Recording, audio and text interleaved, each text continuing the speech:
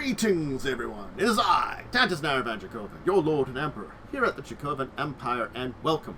Joining me today, well, we're going on an interesting journey today. We're going back in time and space. Of course, we're going all the way back to the crazy, distant past year of 2000. Yes, we're going back to November 2000. At this point, nearly 23 years ago. And what we're going back for is, of course, Dungeons & Dragons 3.0. This was a major department for Dungeons & Dragons, as it was the first made by Wizards of the Coast. At the time, independent company, and major producer of Magic the Gathering. They bought up what was left of the TSR company and their licenses and their product lines and stuff like that. And there is more to discuss in perhaps like a D&D history video to reflect upon the history of Dungeons & Dragons, which would be an interesting thing to do, and I'm sure other people have done in more depth than I would go into, much more in depth. But the basic idea is that Wizards of the Coast, on their success in Magic, saw an opportunity, bought D&D as a concept and like as a game, and made the 3rd edition. What we'll be doing today is we'll be talking about 3rd edition. And while in my pre-YouTube chat, which if you can see, usually see, Worm brought up that, yeah, there are things about 3.0 and 3.5, which we will talk about again in the future, because I do want to do a retrospective of comparing the two and talking about the differences. Maybe when I talk about 3.5, I'll talk about the differences then too. That it is a broken game, and actually the fact is no. If you've ever played Pathfinder 1st Edition, or you have any familiarity with Pathfinder 1st Edition, you will recognize instantaneously 90% of Dungeons & Dragons 3rd Edition. There are massive holes in it that are very different than Pathfinder 1st Edition. And certainly, even if you've played 5th Edition, there are things that will be familiar. There are problems with the system. And those problems stem from AD&D. Because that's what this was. This was taking AD&D stuff and updating it for the new millennia. Is everything working and everything well? No. There are certain classes that have huge issues that I can talk about, that I can point out, and why that they're just honestly not good.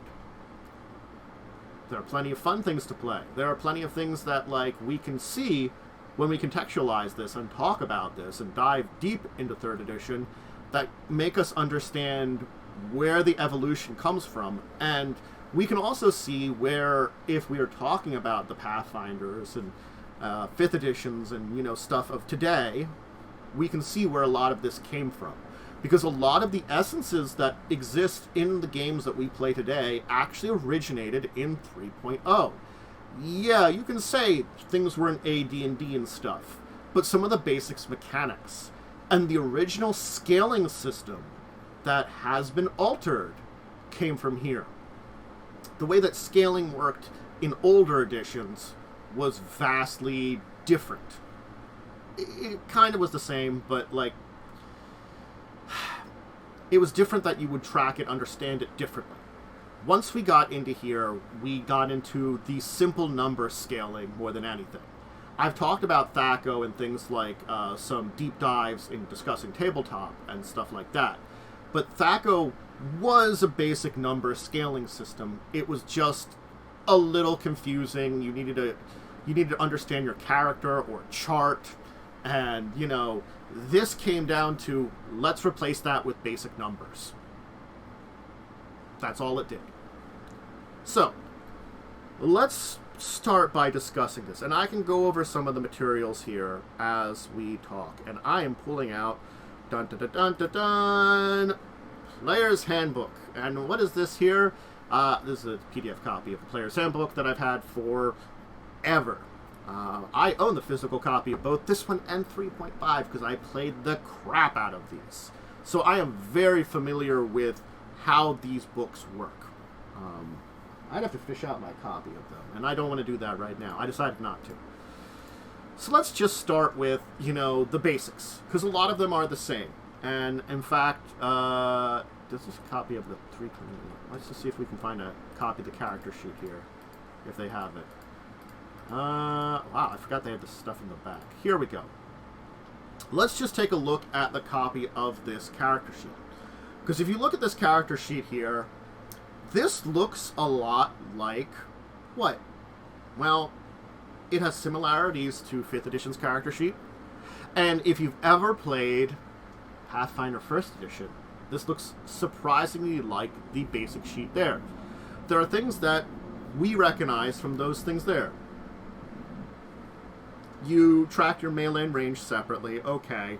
You had a base attack.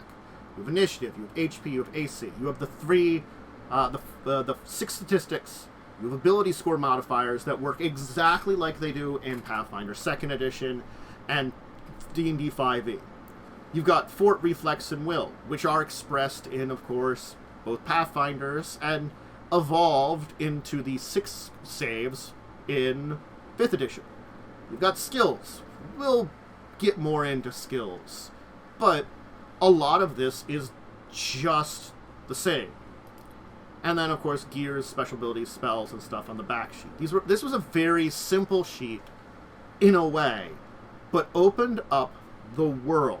Because this sheet kind of reflects a lot of how a lot more modern sheets function in a lot of ways when it comes to the D20 systems based upon this core right here.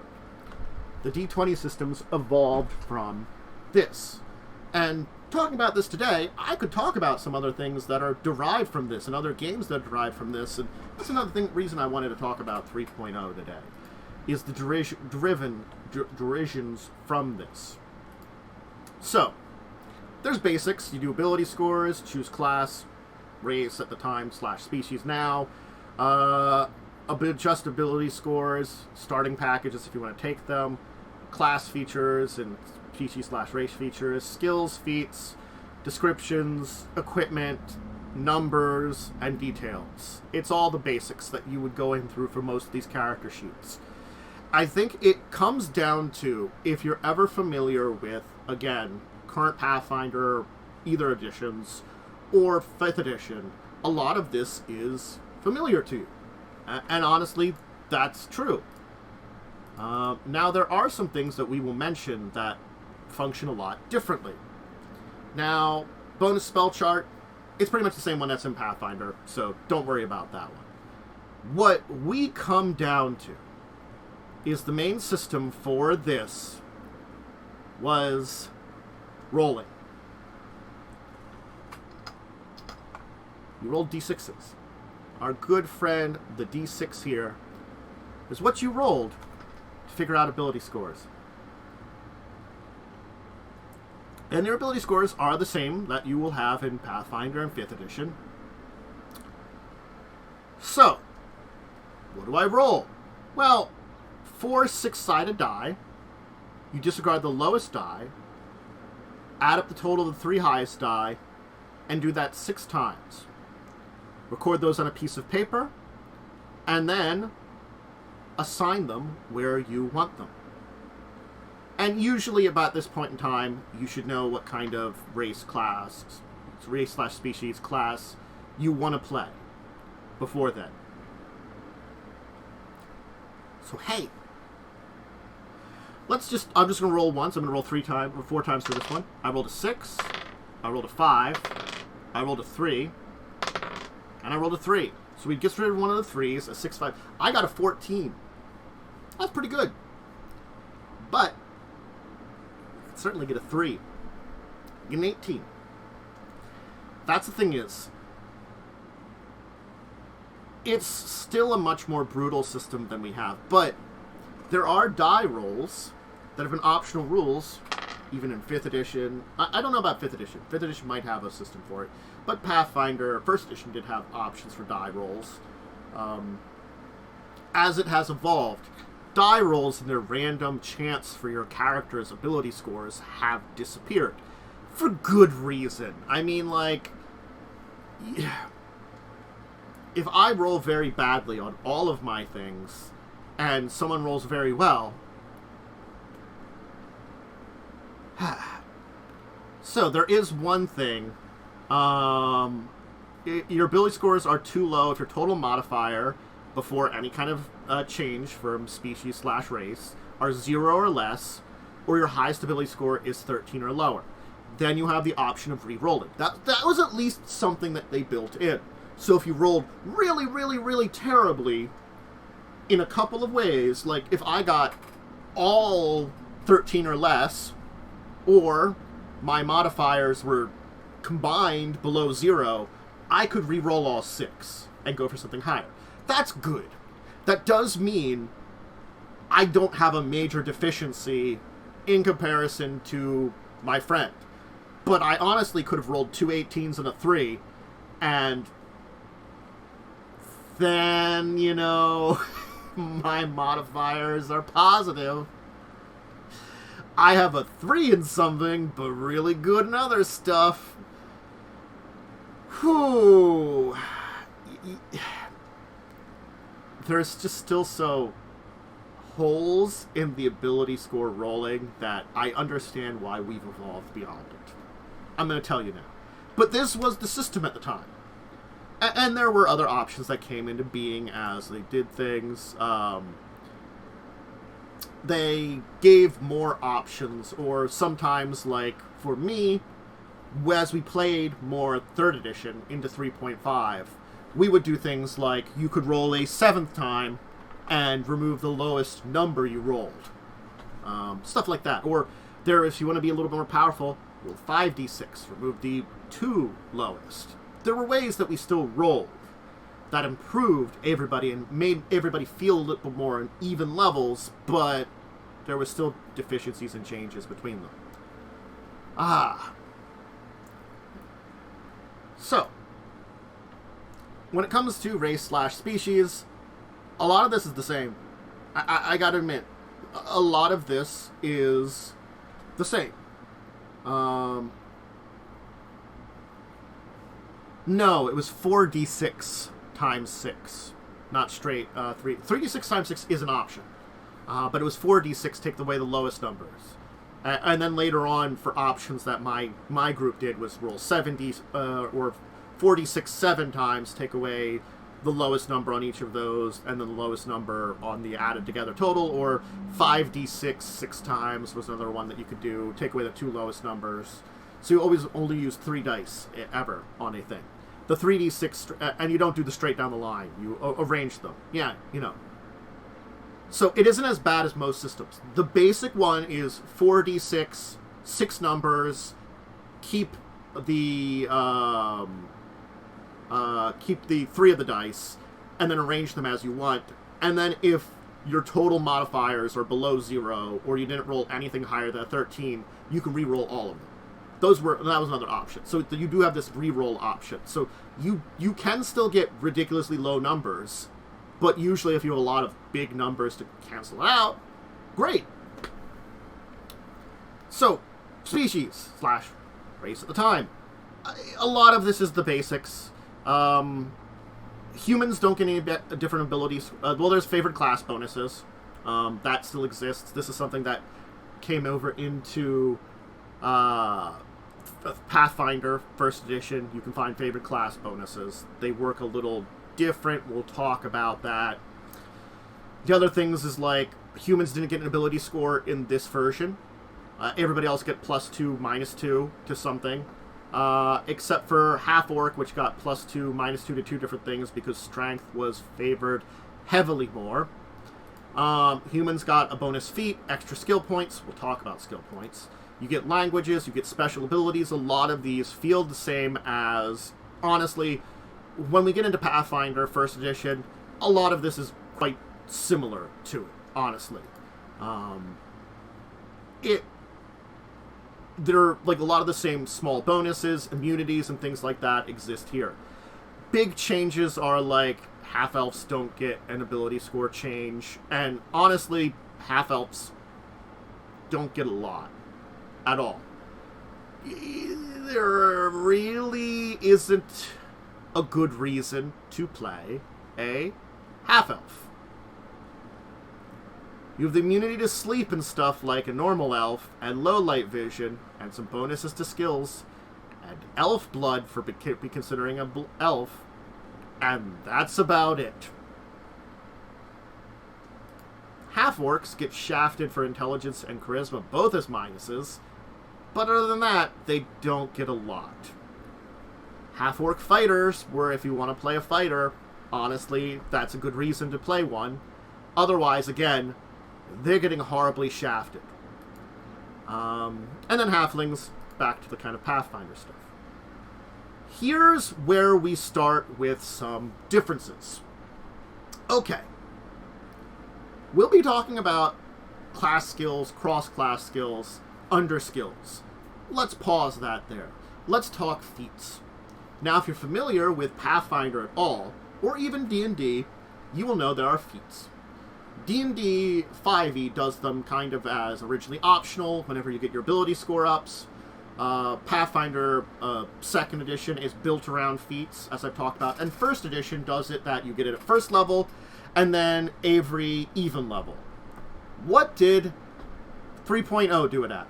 You get it at 1st level of feat, at 3rd level, and every 3 levels after. So you get a total of 7 feats. Okay, less feats. Ability scores up were every 4 levels, and 4 levels after, and you got +1 to one thing. That's the same as Pathfinder 1st edition. Not a lot of differences there.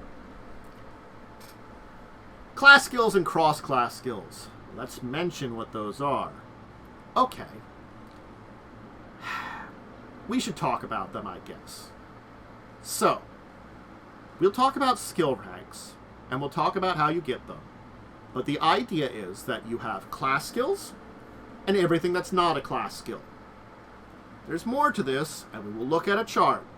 But if you have a class skill, you can have a number of ranks in it equal to your character level plus 3. Okay, that means at 1st level, I can have 4 ranks in it. If I have 4 skill points to spend, I can spend 4 on that skill and put it to 4. On the other hand, if it's not a class skill, it's a cross-class skill. And then you can have a number of ranks in a cross-class skill equal to half of your class skill. So 2 at 1st level. You can see on the chart on this thing that's got the halves tracked. The issue with the cross-class skills is every skill point you spend on a cross-class skill increases it by a half. So it costs you 2 to put a 1 in there. Or 4 to put a 2 in there. So effectively, you're having your ranks also. Yeah. It's needlessly confusing.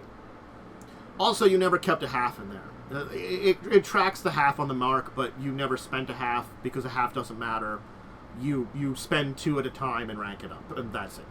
So at 3rd level, I could put something across class up to 3 by spending 2 points on it. Anyway, let's talk about the biggest difference that you will find in this system to a lot of others, and that is this little chart here up in the corner. I hope you can see it over there. Hit dice. Ooh. Sorcerer Wizard has a D4. Bard and Rogue have a D6. Cleric, Druid, Monk, D8. Fighter, Paladin, Ranger, D10. Barbarian, D12. Guess what, Wizard? This is your hit dice. There's a little friend here. That's your hit dice. Wizard friend. Same with you, Sorcerer. Oh, I have 2 hit points. Great. Oh, yeah. This is a leftover from 2nd edition. And by the time we get to Pathfinder, the hit dice becomes a lot more of the modern hit dice we see in both Pathfinder 1st edition and 5th edition, where they're a lot more generous. There still are low hit dice classes, but a D4 is just a little mean. And also, honestly, at this point in time, you still roll for your first level. You don't get the max. Nowadays, you're given the max for your first level. At 5th edition especially, 5th edition you normally don't roll. Pathfinder 2nd edition you don't roll. Pathfinder 1st edition had the option of rolling. Or you could take the average. It was an optional thing. Technical rolling is what you're supposed to do, the other one is optional. But first level was always max, so they gave you the benefit of the doubt. In this one, that 2 I rolled, hey, that's my starting hit points. I have 1 hit point for starting hit points. Great! I think you do actually get the first one maximum. That was 2nd edition, was the other one. Yeah. But you get your constitution bonus to it. They do give an example, 8 hit points instead of rolling. So I guess you do... Sorry, I forgot this was when you point time, so you still got the 4. But then again, after that I roll, because you're only rolling, so I could get 2 added on, so I've got 6 now. And I'm a sorcerer or wizard. Do I have a great constitution? Well, it depends on if I rolled enough dice to get a good constitution. So yeah. So your first hit dice is your maximum, at least. I forgot that they had already implemented that there. Sorry. Alright. Let's take a look at one of these classes to talk about them, because that's a good idea. Let's take a look at Barbarian. It lists your class skills. It tells you your skill points at first level. 4 plus int modifier times 4. And every level after that you get 4 plus int. And that's your points you can spend, where if it's a class skill, it's 1-to-1 to a maximum of 1 plus your, or your 3 plus your level. Cross-class of point scoring of half a point for 1 rank, for 1 point, to a maximum of half of your maximum level, so 2 at first level. We talked about that a little bit. But we can see the point value there. They get a D12, weapon proficiencies. Those are kind of all the same as most of the classes. Here's the chart that they have, where if you see base attack, base saves, all that kind of stuff. If you've seen Pathfinder 1st edition, you will know these things. If you've seen... You would understand some of the concepts of it. It's universal in 5th edition with the proficiency bonus first, each of the things having their own individual bonuses, but you understand it. That, these things have their individual bonuses, you track them separately, rather than at certain levels, all the things I'm proficient with going up. That's 5th edition. And Pathfinder 2nd edition works differently. This is very Pathfinder 1st edition.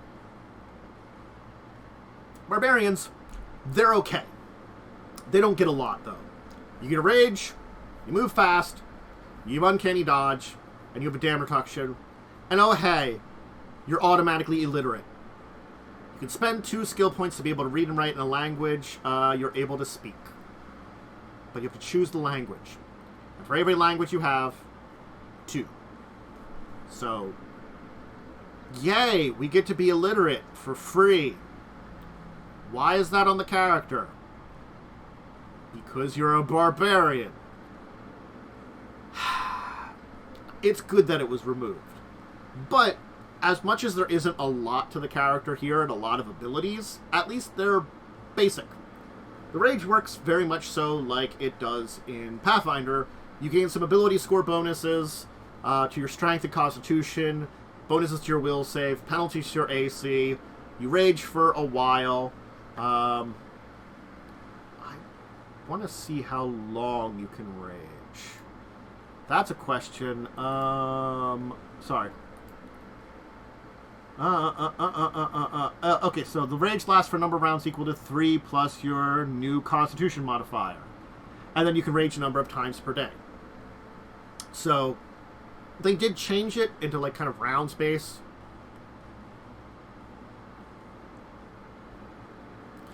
Yeah, when your whatever species / race you were was your class.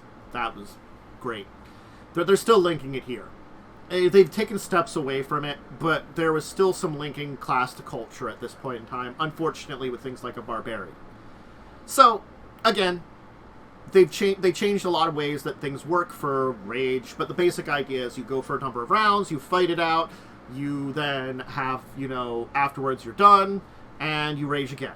You get some faster movement, some damage reduction where you just take slightly less damage per hit, which is very similar to anything before, and you get the uncanny dodge abilities, which is preventing being flat-footed or, losing dex to AC, can't be flanked, things like that. Anyway, Bard. It sucks. I'm just going to say that here. It sucks. It's got spells known, spells per day. It goes up to 6 level spells. 3.0 Bard, there's, no reason to ever play 3.0 Bard. Maybe your spell list. I'd have to re-look through the spell list. But the Bardic music, it is once per day per level. You can activate a Bardic music and lasts. You have Bardic Knowledge. Your Bardic music is this entire section here, where it talks about the different ones, and you activate them by having ranks in Perform. If you don't have enough ranks in Perform, you can't do something. The bonuses are there, but they never go up, also. That's the thing. Inspire Courage, which, in Pathfinder, and its version in 5th edition, give bonuses to your allies. This still does it here, but this gives a +1 to attack and weapon damage, which is probably okay at first level, but it doesn't go any higher. Ever. It doesn't get better. It's limited there. Inspire Competence it's the same. It starts with a +2. Doesn't get any better. And that's the skill-based one. It's just, without the progression in these things, which there is a progression in the Bardic ability, yes, Bardic Inspiration is what 5th edition does, but you get higher hit dice. You get larger dice that you use. Pathfinder 1st edition, the Courage bonus goes up. Static here. It's decent in some ways, but it's just bad. So that's one of the unfortunate things that, 3.0 Bards were just not great. They had they were the bards we know about today with Bardic Knowledge and stuff too, but they had a lot of problems. Clerics are pretty simple. You get domains, you get spells, you've Turn or Rebuke Undead, which is basically that exists in 5th edition even, but is more one of the actual options rather than an actual thing you do normally. You get domains based on your deity. We'll talk about the deities because these book has Greyhawk deities. You do get domain spells. You get spontaneous spells depending on if you're good or evil. And extra turning is a feat you can take, which they mention here. Druids. They're pretty much very similar. You get some spells. You get an animal companion, which here is where Druids in 3rd edition can be a little broken. And I'm going to tell you this here, because animal companions are based on your level. You can have 2 hit dice of animal companion per level you have. So, at 20th level, I can have 40 hit dice of animal companions. It just doesn't have to be one animal. It can be many animals. Also, there was magic rings that existed that were introduced that increased those hit dice you could have. There were also animals that were very high hit dice that were very powerful that still counted as animals. So, and rules for monsters that advanced animals by extra hit dice. I will tell you, I had a character with giant super dire tigers that had 3 of them as a 15th level druid. They murdered everything. They were super dire tigers because I had 3 companions because I had 2 of those rings that increased my hit dice. I abused the shit out of that system. They were powerful. Anyway, and you could just replace them very easily. So the Animal Companion started here. It was just a little broken. And then Wild Shape functions as the Polymorph Self spell, which is also the Polymorph Other spell. And yeah, I'll talk about that when we get to spells, though, a little bit. I mean, we could talk about it now, actually. I'll go to 237. We'll come back to 35 here. Polymorph Other is, if you want to see it here, this text here in the bottom corner, all the way into this mass amount of text here, with the rules about how polymorph works in this edition.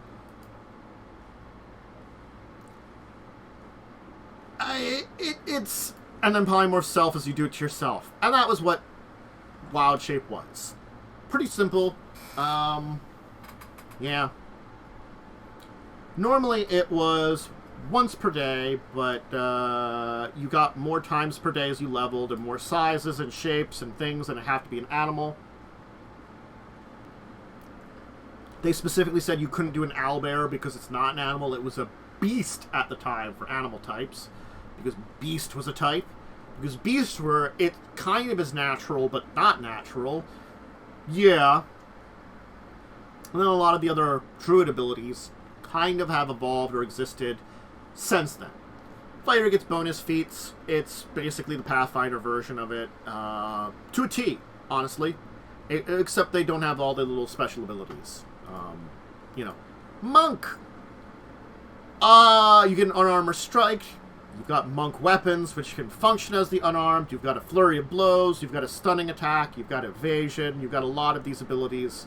If you've ever looked at the Pathfinder version of monk, there's a lot similar here. The thing is, there are some issues that exist here with it. The unarmed attack bonus. Yeah, you can strike more. The unarmored damage goes up to a D20, which isn't really great, technically. The unarmored bonus. It's not that the monks aren't bad. They aren't great when compares to other fighter things. Is kind of where we're at with this. That's an easy way to say it. It needed work. Paladin is pretty simplistic. They remove disease. They've got a lay on hands. An Aura of Courage. They've got Divine Grace, which you apply your Charisma to all your saves. Really good. The Lay on Hands, control hit points equal to your Charisma bonus times your level. So Charisma was very important to a Paladin. Had to be lawful good. You turned undead, could take extra turning, remove disease, smite evil. Charisma modifier to attacks, and 1 point to damage per level when you're smiting evil.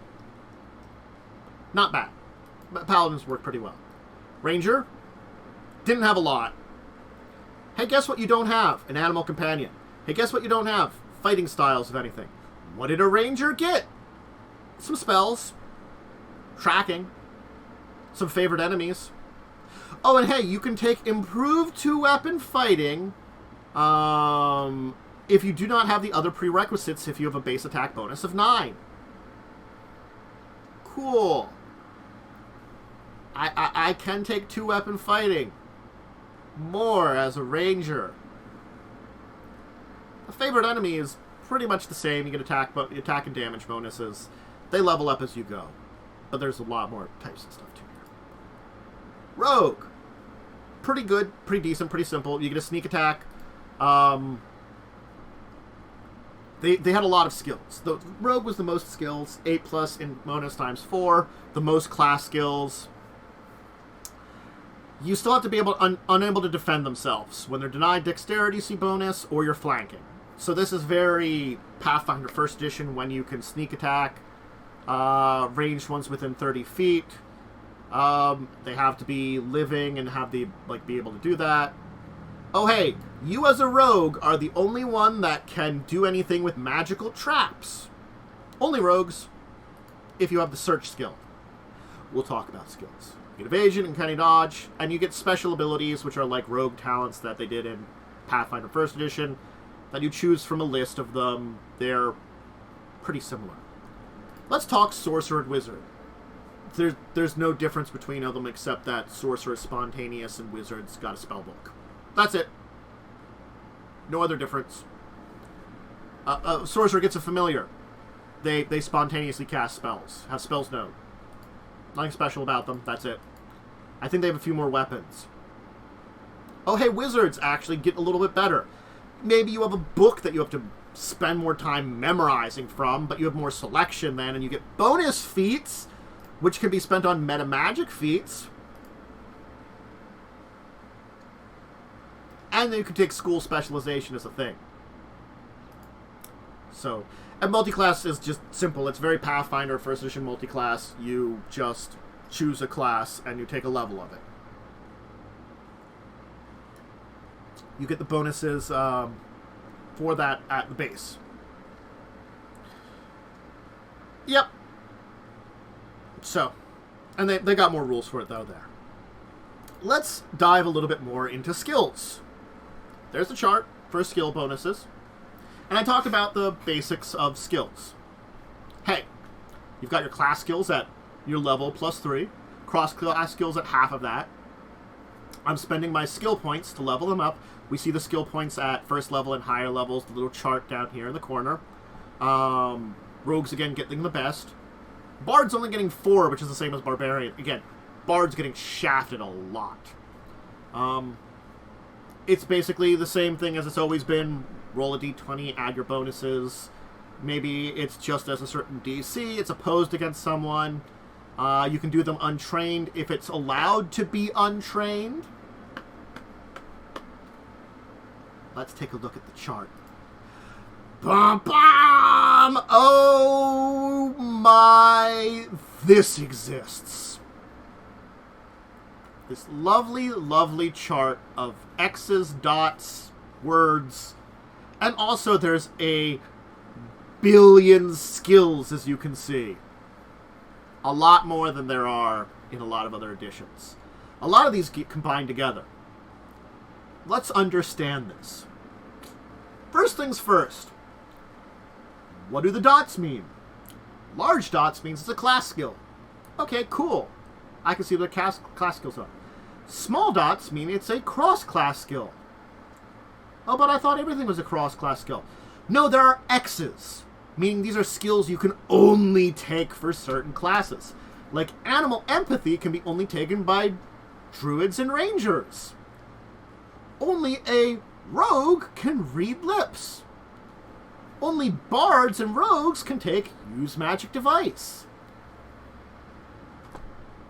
Over on the key ability scores, it marks where armor check penalty applies. That's a classic.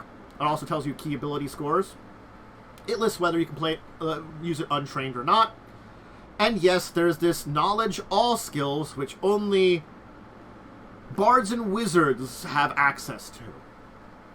But other than that, if you want to look at what's my class skills, my cross-class skills, what can't I take, here's the list. Let's just go down the list of these skills. I'm just going to list them quickly. Alchemy, animal empathy, alchemy becoming part of craft, animal empathy becoming class ability, appraise, balance, bluff, climb, concentration, just becoming a thing that's part of classes in pretty much every edition since Pathfinder 1st Edition and beyond. Hello, welcome. The craft, decipher script, yeah, kind of adding in a thing. Diplomacy, disable device, disguise, escape artist, forgery, gather information, handle animal, heal, hide, innuendo, which becomes part of bluff, yeah, intimidate, intuit direction, which is just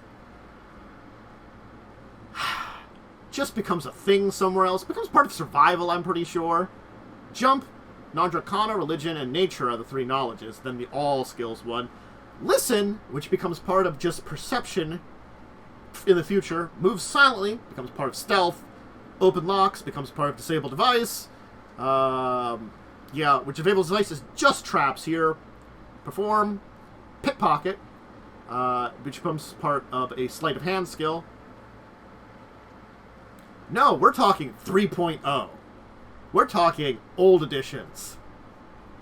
We're going back in time and looking at this to understand our history.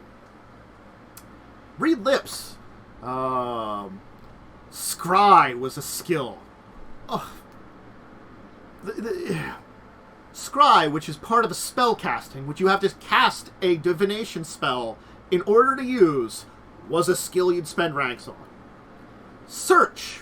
Again, you know, where perception was split into 3 different things. Into listen, spot, and search.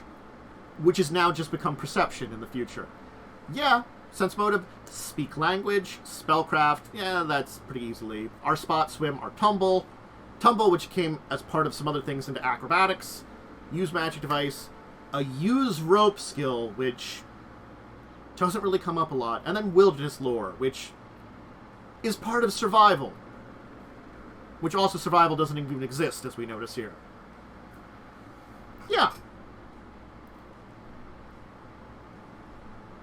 There was a lot of redundancy in a lot of these skills, and yes, okay, some of them, maybe you're really good at seeing things and not hearing things and keeping those separate, but the redundancy in a lot of this, you can see here, this is our first foray into this.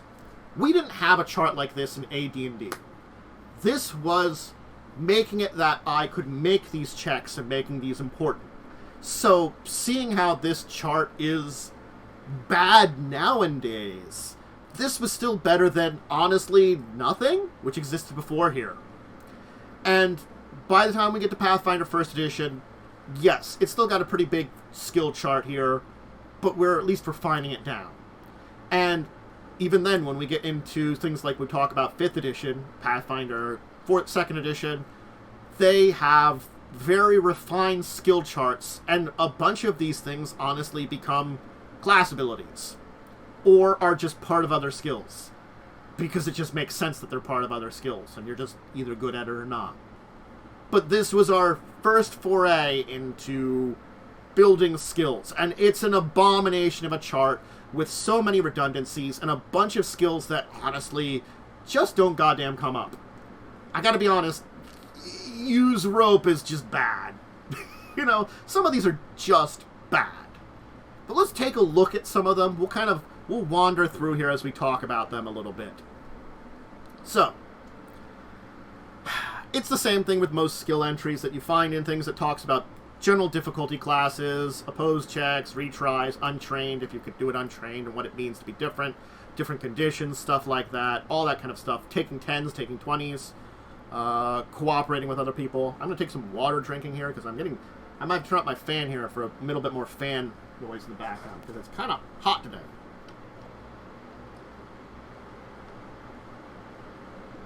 Drink some water. Alchemy was making potions and identifying potions and stuff like that. It became part of craft. Animal empathy, hey, it's a class ability now. Appraise is whatever was. Balance, again, part of acrobatics. Bluff, the same thing it's always been, tricking people. Climbing, part of athletics, or still its own thing in Pathfinder 1st Edition. Concentration. Yep, I talked about it. It became a class thing. If you are a spellcaster, you have a concentration of some kind of... It's determined by your stuff. There's rules for it. It was its own skill here that you'd have to take ranks in if you want to be able to concentrate. Craft sucked in this. Decipher script. It never really came up. It's, you know, bards and rogues could look at strange languages and understand them. Why? Diplomacy as it was, disable device was only, it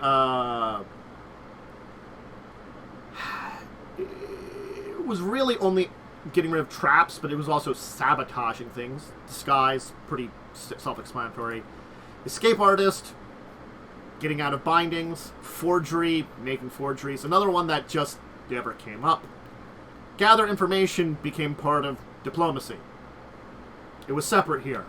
If you wanted to be good at the diplomacy only was like, I'll make you like me more. Well, yeah. Handle animal, pretty self-explanatory. Heal checks, it's the medicine of the thing. It's still self-explanatory. Make someone not die. Hide was part of stealth, but stealth was two different things. So one of them was hiding, one of them was moving silently. You had to roll. You still can roll both if you're talking like Pathfinder. It's just the same bonus roll twice, or just roll once for both of them. Innuendo was sending secret messages. That's it. Again, just not great. Intuit direction. What the hell is north? Where am I going? Part of survival. Intimidate, jump. Oh yeah, there was a jump skill. Made it part of athletics. You know. The knowledges. There were actually more knowledges than just Arcana, Nature, and Religion. The rest of the knowledges that existed in Pathfinder 1st Edition were here. You just had to be a bard or wizard to take any of the other ones. And you would have your still fields of study that you'd choose separately, and you could invent more of them. Listen, as I talked about, move silently, open locks, perform. Yeah, move silently. Paired with hide. Listen, paired with searching and perception with sight, spotting. Pickpocket, which would become the sleight of hand skill with a lot of those little things. Profession was still a thing. Read lips, which is, again, rarely came up. Ride was a skill because, I mean, it was a skill in Pathfinder 1st Edition. The scrying, when I talked about, where you have to use divination spells and a crystal ball to do things. Search, sense motive, speak language, you know more languages. Spellcraft, which has always been identifying spells, which goes into like Arcana in 5th edition. Tumble, use magic device. There we go. The use rope skill. Tying a knot together. Splicing ropes together. And wilderness lore. Skills are definitely one of those things you look at and you can see how they're very different. There's so many redundancies and so many, honestly, useless skills, or what I like to call, maybe not useless, but situational skills. Skills that only are useful if I'm playing in a certain type of game. And then that skill might be useful. But if I'm not playing in that game, it might not be, honestly. So the feat list here, there's metamagic feats, there's item creation feats. Those still exist. This is a time period of those special feats, which you have to have, like, be a certain class or something to take. The big thing here is that a lot of these feats here are very similar to the ones taken in Pathfinder 1st Edition. If you've played Pathfinder 1st Edition or familiar with it at all, feats are quite the same. And yeah, those are very different than 2nd Edition Pathfinder feats or D&D 5th Edition feats, but a lot of the stuff that exists because of them here kind of come from this place. Man, I'm kind of getting a little hot here. Don't mind me. Anyway, ones I wanted to point out here, in things, what would become great cleaving finish in Pathfinder is just cleave here. If you drop something down to 0, you hit the next one over. So that's that there. Let's see here. The dodge, you choose a target for your dodge bonus. In Pathfinder 1st Edition, you just get a dodge bonus to your AC. This was just like, oh, you over there. I'm dodging you. Expertise, you can take up to a -5 and get up to a +5 to AC. It became level-based in Pathfinder 1st Edition. So you'd start at only like a -1, +1, and it would go up as you go in level rather than just a set bonus. Improved initiatives, always the +4, it's always been. It's the same. The 2-weapon fighting, just getting rid of penalties for 2-weapon fighting. The other big thing here is power attack. Power attack is very different than the power attack of Pathfinder 1st Edition.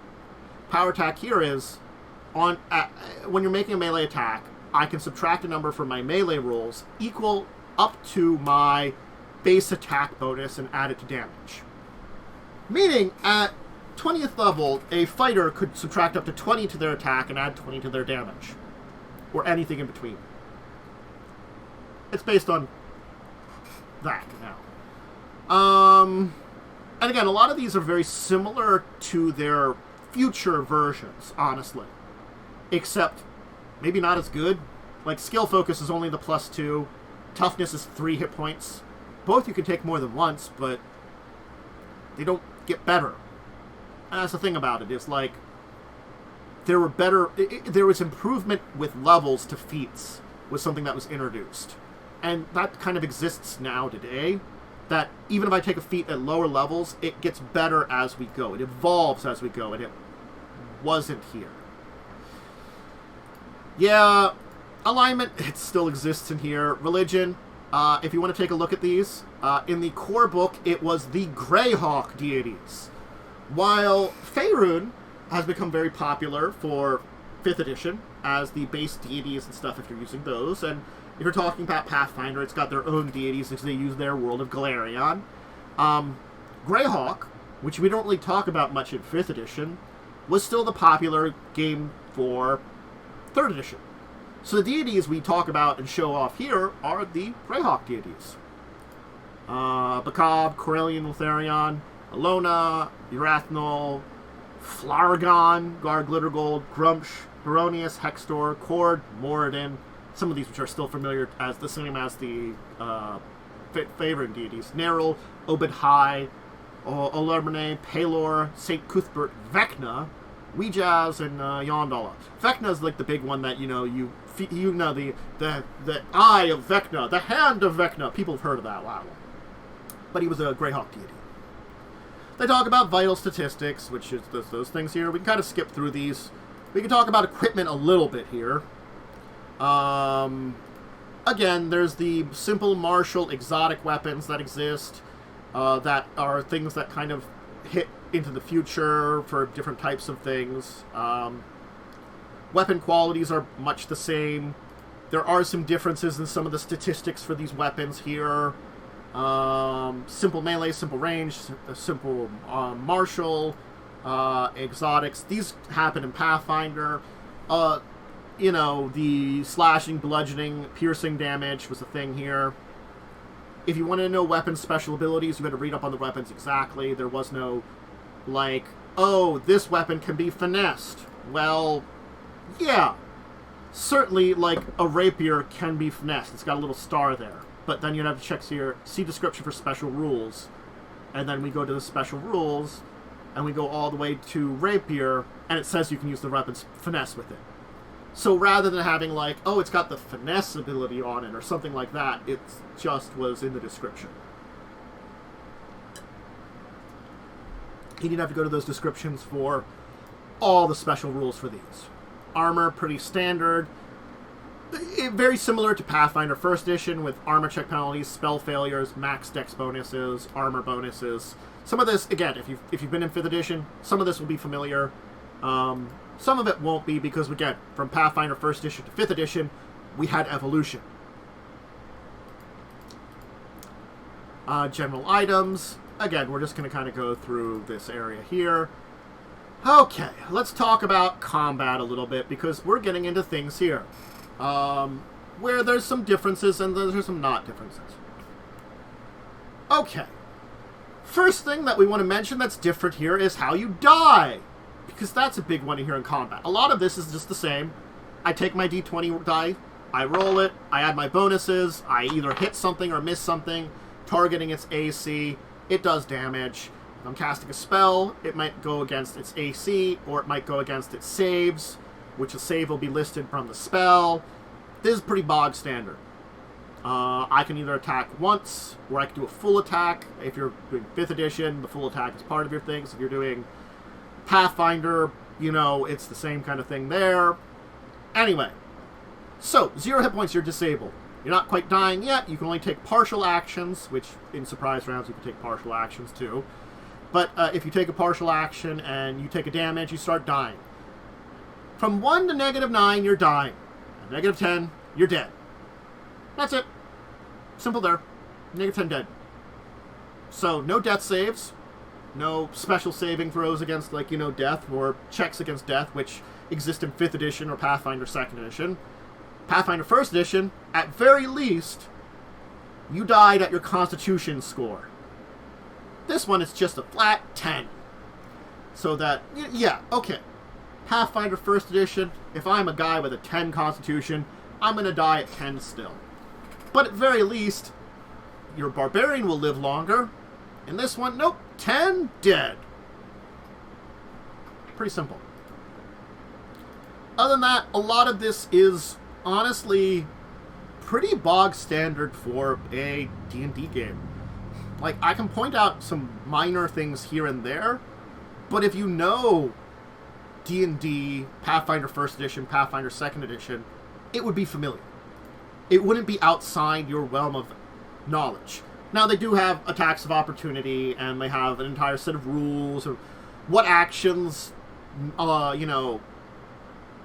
cause an attack of opportunity, the area provoking, how you can do them, stuff like that, which this is very Pathfinder 1st Edition. Lots of changes when we come into D&D 5e and Pathfinder 2nd Edition. But here's like the basic originating of attacks of opportunity. Charging, fool's attack, things like that. Casting spells, their basic rules are pretty bog standard similar. Double moving, running, we talked about death here. Let's talk about the other thing, because there's another thing that we want to talk about. Subdual damage is a thing. What the hell is subdual damage? It's another damage thing that we would track that is basically knocking me out. Yes. We have a second damage chart where things like punches, if you're not a monk, or things like saps would do that would knock you out. It becomes non-lethal damage in Pathfinder, and there's different rules for this entire thing in other editions, but it's basically knocking out. Tumbling through things. Cover and concealment are very Pathfinder 1st Edition. But yeah, subdual damage, they talk about it here, where you're going to knock someone out.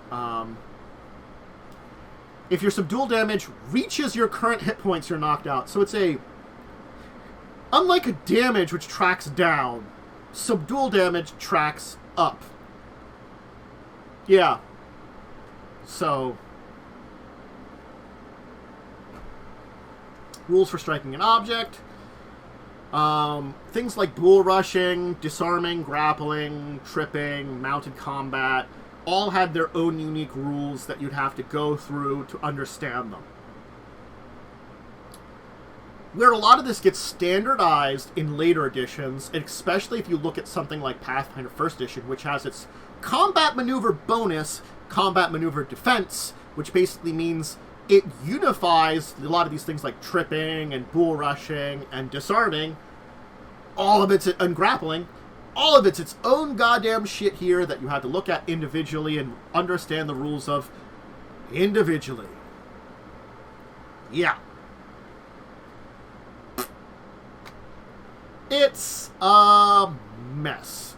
But if you're going to use them, they're there, and there are some monsters that use them. Alright. Let's see here. Anything else in here that we really need to talk about? They talk about level advancement. I did want to mention some things under casting spells when I looked through these things here. It's pretty similar to most spell things that we talk about. Saving throws, either negates, partial, half damage, things like that. Those are things. Spell resistance is a thing that exists for Pathfinder 1st Edition. It's going to be the same. Duration exists, components of the things, concentration, whether you have to concentrate on a spell or not, and then the concentration skill comes in. Counterspelling, spell failure, if you're using armor that has that, special attacks, combining magical effects. They talk about the differences between arcane and divine spells. Yep, sorcerers are included here, the different spell schools. The spell lists, you can check them here. There are a lot of spells in here that are honestly the same as they were in something like Pathfinder 1st Edition. A lot of the spells just stayed the same here. And there's a core of a lot of spells here that are very similar to things like 5th Edition, Pathfinder 2nd Edition. There are changes, but there is a core that can be seen as very similar to this. And of course there's the spell lists here if you want to check them out and dive into the spells here. And that is our player's handbook. As it is. Well, we are done our player's handbook, and we want to move on to another book. We want to talk about some differences and some things that we want to know about. I basically have gone over the basics of that here. Let's take a look here on this. Well, what book is this? We're in the Monster Manual now. Why are we in the Monster Manual? Well, we want to look at some things here. First, monster types.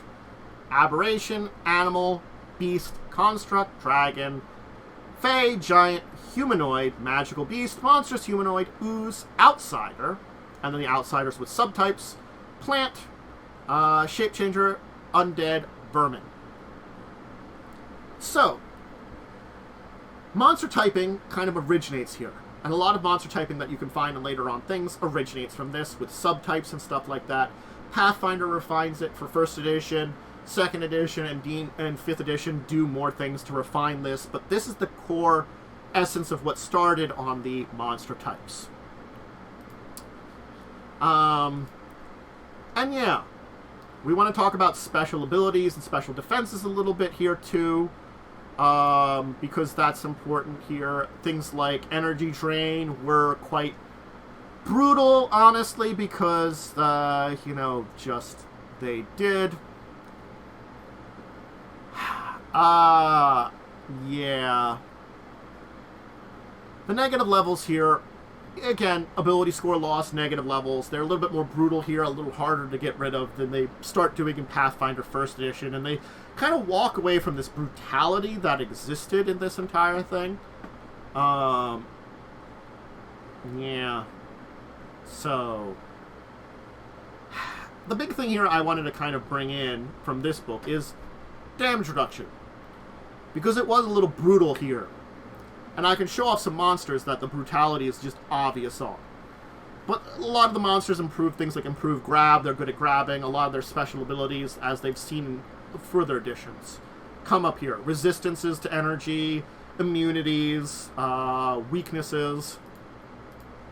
But we can take a kind of like look at the, let's go to like golems or something. Or animated objects here. Anke. Everybody loves the Anke. We can see the statistics here. Pretty basic. This is very similar to Pathfinder in a lot of ways, where they list ability scores, saves, special abilities, their attacks, things like that. But we've got the advancement for more hit dice, where you can give them more hit dice. This is the thing that a lot of monsters had, that you could just do to make monsters more difficult, but still keep them kind of the same. And they also increased the size, and they had rules for increasing the size. And advancement didn't always work. I'm going to tell you that there. It was an interesting idea for this, and some things have like advancement by like class and stuff here. I think like Azer has advancement by class level, but I wanted to get to golems, if I can remember what golems are. Do you have a good like? Do have a good thing here. Good bookmark here. Hey, there's the golems. Alright, golem, damage reduction, 30 plus 2 for a stone golem. Or my favorite, damage reduction, 50 plus 3 for an iron golem.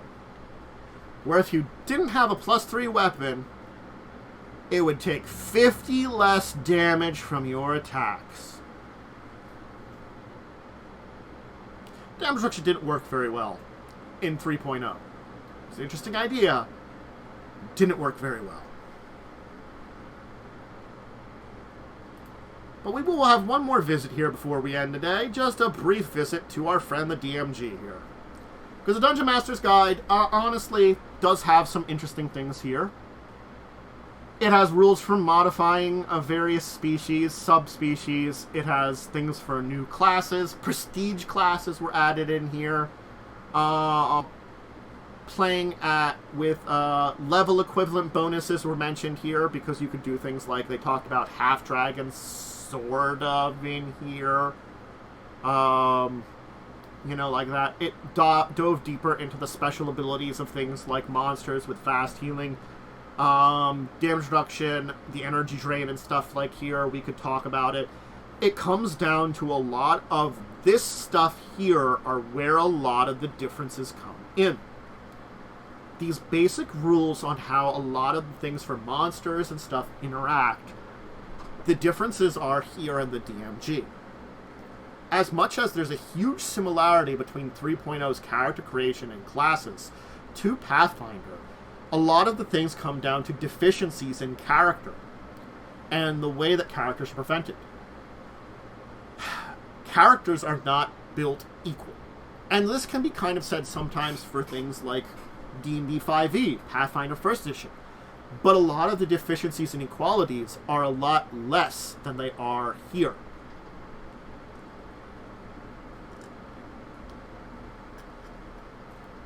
I think I'm overheating a little bit because it's just a hot day today.